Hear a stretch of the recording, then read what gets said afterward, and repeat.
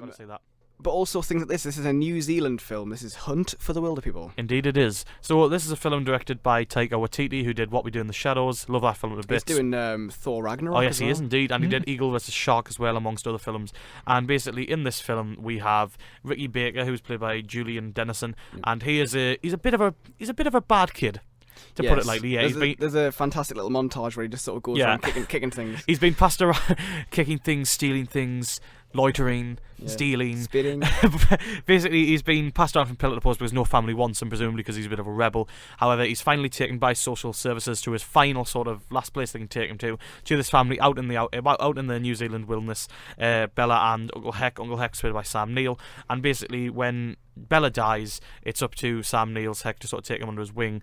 But the social services are going to take him back. They're going to take Ricky back, and they go on the run essentially to escape from the social services and live out in the wild as one of the Wilderpeople.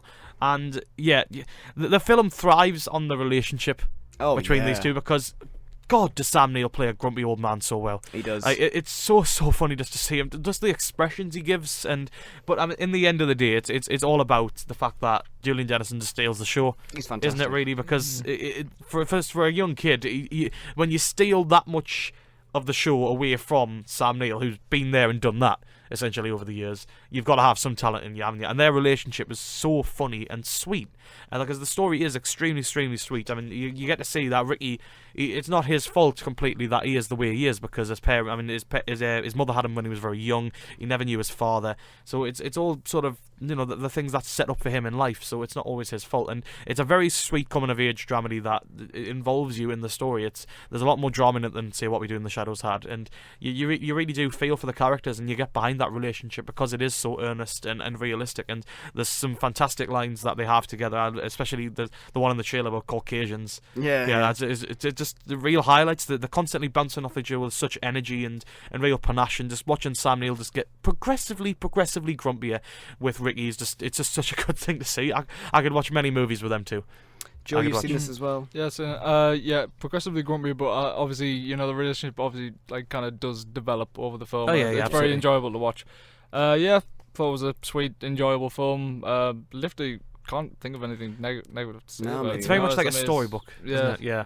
But I will say Rhys Davies is Rhys Darby. Rhys Darby is the crazy man. He has that one little cameo. He probably has the funniest laugh in the film, which I won't spoil, but it involves the cellar door, and I'm not. It had me like howling. He goes around dressed as a bush as well. Yeah. That got a big laugh when I saw it. Yeah, overall, very enjoyable film.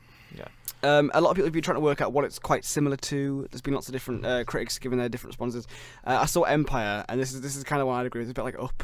It's kind of got the sort of the old man, the old grumpy man, sort of sweet. I suppose like the character in Up even kind of looks like Julian Dennison. Well, it is told like a storybook. Each sort of chapter of the film literally has a chapter title card, so it is very much like, and the cinematography of the New Zealand. I mean, what more can be said about how beautiful the New Zealand sort of landscape is? And he utilises that brilliantly. You definitely get to see all of the sort of fairy tale aspects of that, and I can definitely see the similarities to Up. Yeah, I can definitely see that. I'm yet to see anybody who doesn't like this film. Of all the reviews I've read, we're yet to see anybody who has anything really bad to say about it, particularly. When it's so sweet, you just can't not really. And Julian Dennison, he's one to watch. I mean, he's still very young, but he's already so accomplished in his comedy. I think there's one scene at the very early on start when he first gets to the wilderness, and he gets out the car and does a lap of the house and then gets back in the car. It's just funny, and he's in interviews and stuff. He's a very funny kid as well.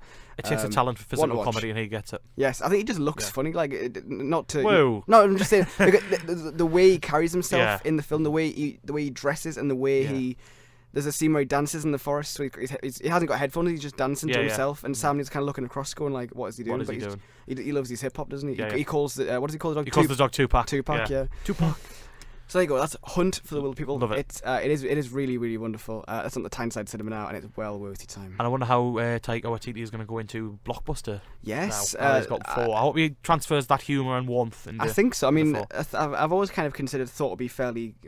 Well, it's going to be more of a buddy movie, isn't it? Because it's I said Interstellar road movie with Thor and the Hulk. Sounds great. One, so sounds good. I like his humour. I watched Eagle vs Shark after seeing Hunt for the Wilderpeople, and I really enjoyed it. I thought it's quite offbeat. It's got a really, really good performance from the guy from Flight of the Conchords. Jermaine Clement. Oh, he's Jermaine Clement. brilliant. Yeah. He's fantastic. It's so weird and deadpan. I really like that. So that's